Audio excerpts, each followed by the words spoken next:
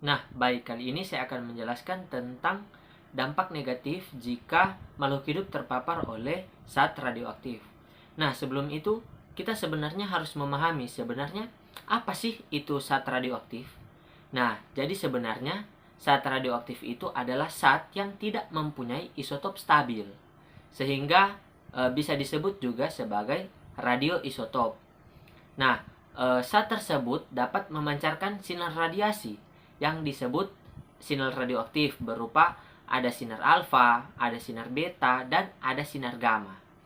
Nah, jadi radioisotop adalah isotop yang tidak stabil yang memancarkan radiasi secara spontan dan dilakukan secara terus-menerus.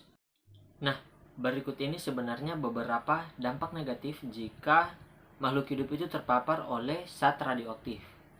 Nah, walaupun energi yang ditumpuk oleh sinar radioaktif pada makhluk hidup ini relatif kecil, tapi sebenarnya dapat menimbulkan pengaruh yang cukup serius.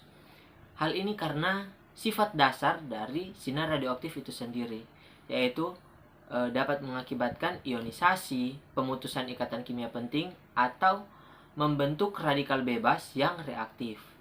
Nah, ikatan kimia penting misalnya ikatan pada struktur DNA dalam kromosom. Nah, perubahan yang terjadi pada struktur DNA akan diteruskan pada sel berikutnya yang dapat menyebabkan kelainan genetik dan kanker. Nah, pengaruh radiasi pada manusia atau makhluk hidup juga bergantung pada waktu makhluk hidup itu terpapar oleh sinar radiasi. Suatu dosis yang diterima pada sekian paparan akan lebih berbahaya jika dosis yang sama dilakukan dengan waktu yang lebih lama.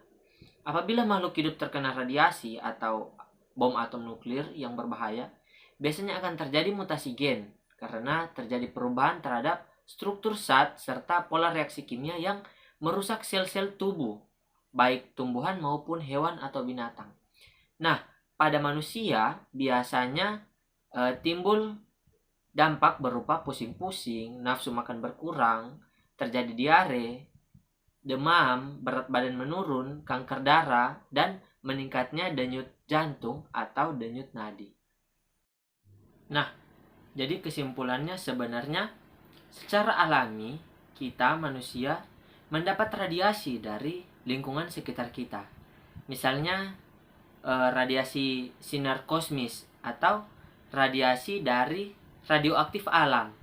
Nah, di samping itu dari berbagai kegiatan seperti diagnosa atau terapi dengan sinar X atau radioisotop, orang yang tinggal di sekitar instalasi nuklir juga mendapat radiasi lebih banyak, tapi masih dalam batas aman dalam tubuh manusia.